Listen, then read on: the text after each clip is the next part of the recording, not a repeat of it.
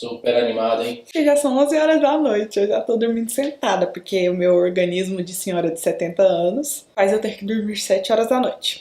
Olá, bem-vindos a mais um Stephanie Senpai e hoje estreia de um quadro novo aqui no canal. Roda a vinheta. O nome do quadro é Se Eu Fosse um Protagonista. O que é esse quadro? Não sei. Como eu posso explicar? Eu vou explicar de uma maneira bem direta. Eu vou fazer a sinopse de um anime, um review de um anime aqui, ou de um mangá, só que na visão de um ou outro personagem. E eu vou fazer um suspensezinho, deixar pra contar pra vocês quem é esse personagem só no final do vídeo.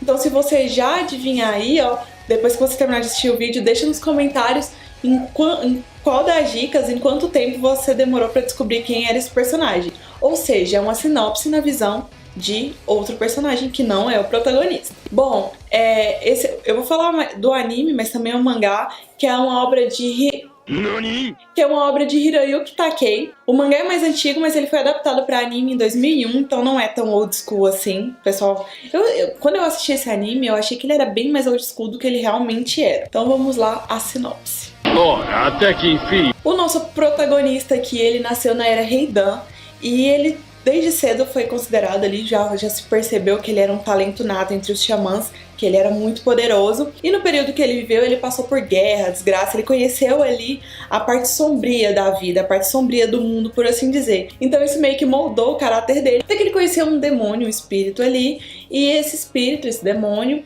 ele mostrou algumas coisas não tão negativas assim no mundo, algumas questões positivas e tudo mais. Esse personagem, que é o nosso protagonista hoje, ele tem uma sensibilidade espiritual, ele é um xamã, ou seja, ele consegue ver, se comunicar e até mesmo incorporar espíritos. Essa habilidade é conhecida como Oversoul. Na primeira oportunidade que ele vai ter ali um Oversoul com esse demônio, acontece um problema e os dois acabam ficando unidos, eles se tornam um só. Nesse momento ele é meio que amaldiçoado ali, uma bênção e maldição ao mesmo tempo, com um poder, uma sensibilidade muito maior do que os outros xamãs possuíam. Depois de determinado tempo ali, esse personagem se torna um adulto e ele consegue, através da gentileza, da calma, da pacificidade dele, essa palavra existe? Pacificidade? Consegue ali aumentar o status da família, a família se torna... eu não posso falar. Então a família se torna muito mais próspera dentro de todos aqueles problemas que eu falei que o personagem enfrentou quando ele era mais novo. Esse poder que ele consegue depois que ele absorve esse espírito, ele se torna um só, ele aumenta muito a sensibilidade dele. Apesar dele ser muito forte, ele também é muito sensível. Então as emoções dos indivíduos à volta dele começam a afetá-lo. Emoções negativas como raiva, inveja, orgulho e tudo mais começam a afetar ele. E isso dentro dele vai criando uma espécie de demônio, vai criando um sentimento negativo. Ódio, mau sentimento. E aí, nesse momento, quando ele começa a criar esse demônio interno, digamos assim, essa batalha interna, ele resolve se tornar o rei dos xamãs, que daria ali um poder ilimitado para ele mudar o mundo. Ia conceder a ele um desejo ali, realizar um desejo dele, e ele poderia mudar o mundo, moldar o mundo à maneira que ele quisesse. Passada algumas gerações, ali na terceira encarnação, esse personagem renasce, ele vem na mesma gestação que um descendente dele, então eles são gêmeos. E tem toda aquela história, a mitologia que a gente sempre escuta, os ditos populares aí, de que gêmeos compartilham a mesma alma, a mesma ligação espiritual, o mesmo corpo e tal.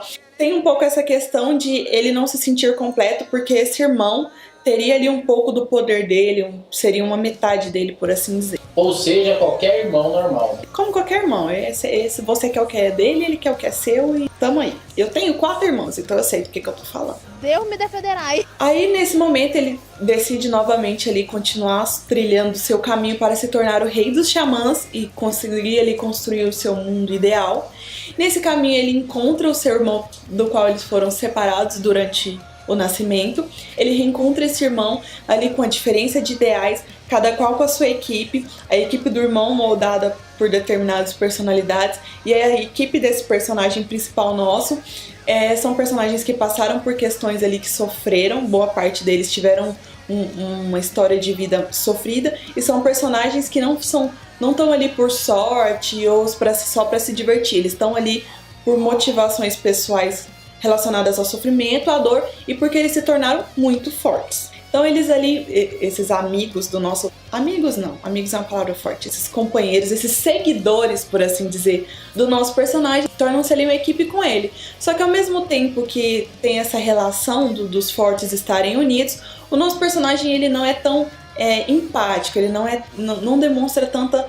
Não é tão amistoso assim, não demonstra ser tão amistoso. Nessa terceira geração ele tá ali como um garoto, ele não é adulto ainda. Ele demonstra um semblante muito calmo, muito tranquilo, rindo. Raras exceções a gente vê ele alterado, mas ao mesmo tempo ele é muito cruel e frio. Em determinado momento, se um personagem ali desafiou ele, desrespeitou ele ou simplesmente o irritou, vai ser provavelmente carbonizado pelo espírito amigável desse personagem, que é o espírito do fogo, ou seja, ele já vem com o espírito pra montar sua versão, um espírito fodão, né? Então desde o início ali ele passa por todas as etapas pra se tornar o rei dos xamãs com muita facilidade, porque ele é muito forte, é obviamente mais forte, mais fodão, e ele vai ali passando por essas fases e ao longo do caminho se encontrando com esse irmão e com outros inimigos também.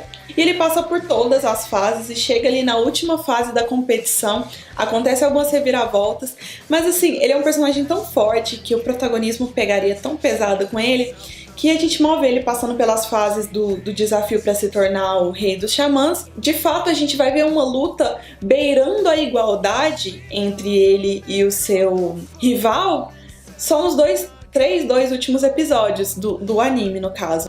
Então, assim, ele é um personagem muito forte, é um personagem com as emoções ali bem difíceis de...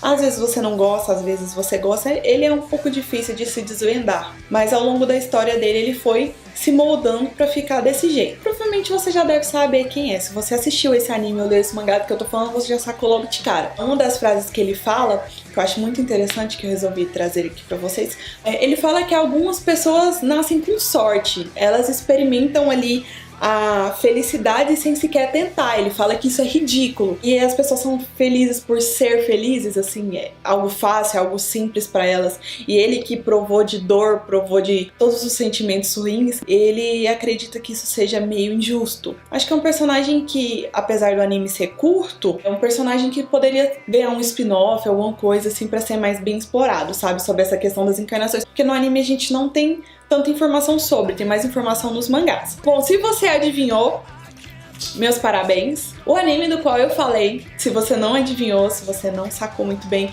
eu tô falando do anime Shaman King, e o personagem que eu escolhi foi o Asakura Hao, que é o antagonista no anime. Ele no caso é ali o vilão, o personagem principal é o Asakura Yo, que é o irmão gêmeo dele. Se você acertou, manda aqui nos comentários qual foi a dica que te deixou mais próximo da resposta. Se você nunca assistiu, nunca teve contato com essa obra, fica a indicação. Eu fiz um vídeo com o Marcos lá no Sessão de Aluguel, que vai estar aqui no card. A gente fala um pouquinho sobre Shaman King. Tem uma personagem feminina que é uma das minhas favoritas dentro dos animes, que é a Ana.